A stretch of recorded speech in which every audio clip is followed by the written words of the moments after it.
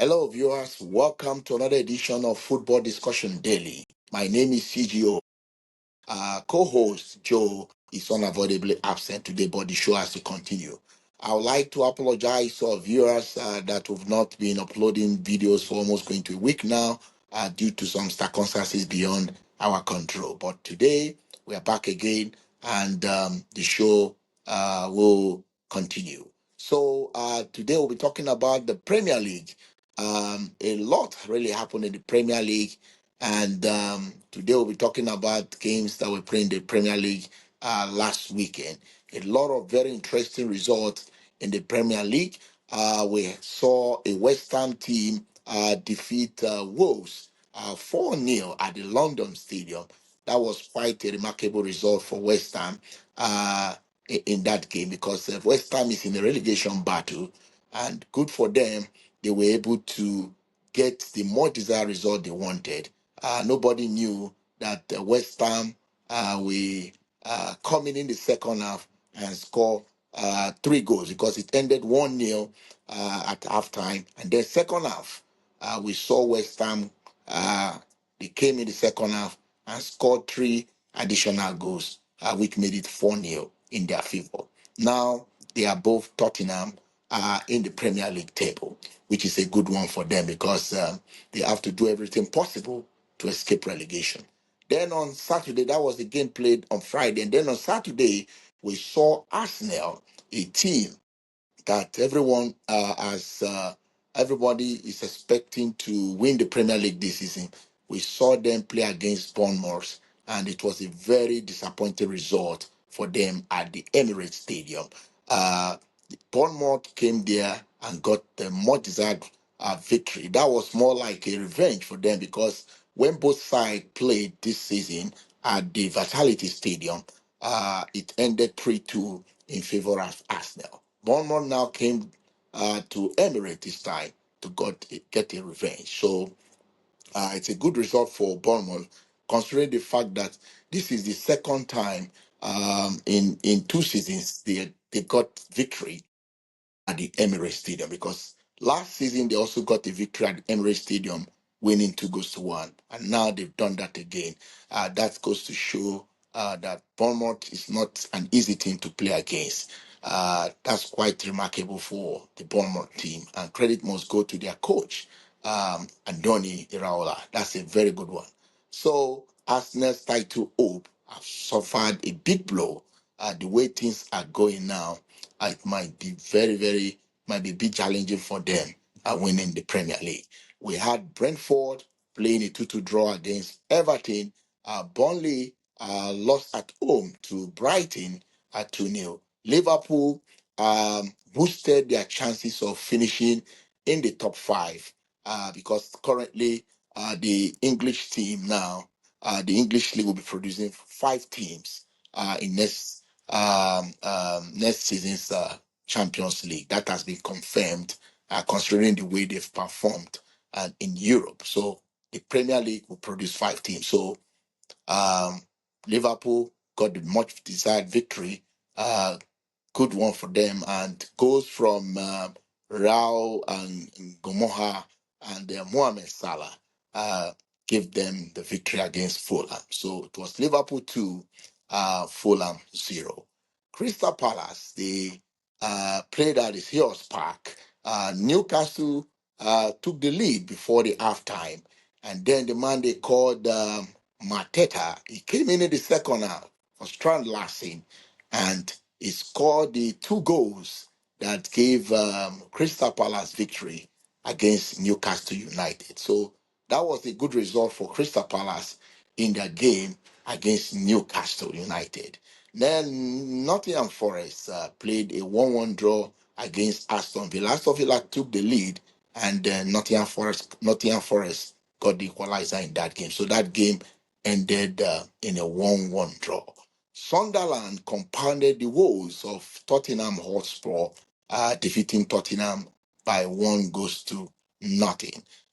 What that shows is that Tottenham haven't won a single game this year in the Premier League. That's very, very sad one for them, despite having a new coach, Roberto De Zerbi. That was his first game in charge of the team, but it ended in a poor outcome for them. I don't know with this what is happening with Tottenham. We don't know if Tottenham will end up being relegated. The coming days will tell if that's what will happen. But that was not a good result for Tottenham because currently they are sitting at the bottom of the table, and that's a very, very terrible result for Tottenham. So we are expecting to see Tottenham bounce back because currently they are in the 18th position in the Premier League. So they are in the relegation zone currently. So their next game will be against Brighton. Brighton is a very difficult side to play against. I don't know how they are going to do that, if they'll be able to get victory for them to possibly increase their chances of escaping relegation. So Tottenham, a bad one for them over the weekend. And then Chelsea lost at home to Manchester City 3-0. Three second half goals from Manchester City. The first half, it seemed Chelsea will they played a bit better, even though Manchester City had more possession of the game. But in terms of chance creation, Chelsea created more chances, but they couldn't get the goal. Cucurella scored a goal that was counted as offside. Maybe at the end of the show, I'll ask our viewers what is their thought. Was that clearly an offside goal or a goal that should have counted? I'll try to, you would like to know what your thoughts is regarding that goal. But Manchester City came in the second half and took full control. The Chelsea team collapsed. We didn't see the kind of performance they put up in the first half. Second half, they went to sleep, and the City guys took full control of the game, and it resulted in the three goals they scored. Nico Riley got the first goal. We have McCain getting the second goal.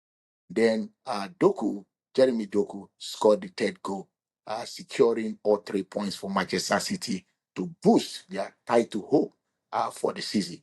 Credit must go to Ryan Sheki, who was able to provide two assists in that goal, provided the first assist that Nico Riley nodded in. Also provided another assist for the second goal scored by Magay in that game. So for me, I think he's the man of the match because he was very good in that game, and City got the victory. So currently, Manchester City are just 6 points behind the league leaders Arsenal in the Premier League table. So what it means is, and then they have one they've played less they have one game at hand in the Premier League, and then they will be playing Arsenal at the Etihad next coming weekend. So what it means is that if they get victory against Arsenal, that means they will most likely have the advantage looking at the way things are currently. So it's a game Arsenal must not lose if they want to keep their title hope alive. Anything short of at least a draw in that game means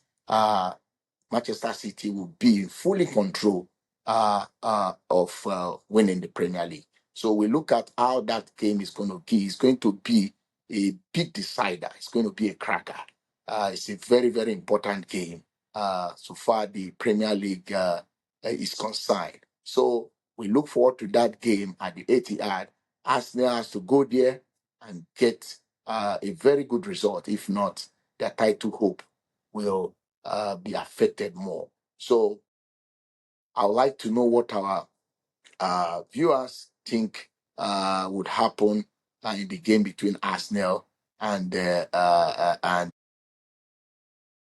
Manchester City at the Etihad. Meanwhile, I would like to say that Chelsea have not had it good whenever they play with Manchester City. The last time they got victory against Manchester City was in 2021 when they defeated Manchester City 1-0 in the Champions League final. Since then, Chelsea have always struggled against Manchester City. So I wasn't too surprised with the outcome of that game. And again, Chelsea have lost. They have lost the last three Premier League games. They haven't won their last three Premier League games, which is quite disappointing for Chelsea. And their chance of making it into the Champions League has thoroughly been affected with this result, because currently they are about 4 points behind the fifth place team Liverpool in the Premier League, and we have about 6 games to go. Now, what that shows is that Chelsea they would have to uh, win their remaining games if they want to stand a chance of finishing in the top five, because now it's now obvious that the top five teams from the Premier League will be playing in the Champions League next season. The team cannot afford to miss out in the Champions League, considering the fact that if you're in the Champions League, it helps you to attract high quality players into your team. But when you're not playing the Champions League, most players who are in top form, most players who are highly talented, who are highly experienced, would not be attracted to your club. Chelsea is a big club and a lot has to be done.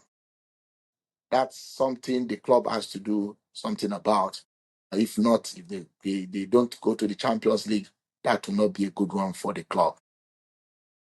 So something has to be done. The players have to step up to make sure they get the club to where they really belong.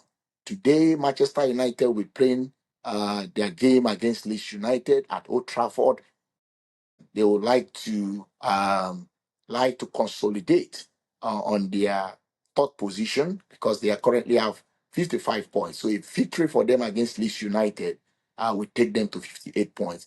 Meanwhile, Leeds United are also not too far away from the relegation zone. So they will come all out to see if they can get a positive result in that game, so that they enhance their chances of not getting relegated in the Premier League. So it's not going to be an easy game for Manchester United. Manchester United, they have the quality of players that can get them victory in that game.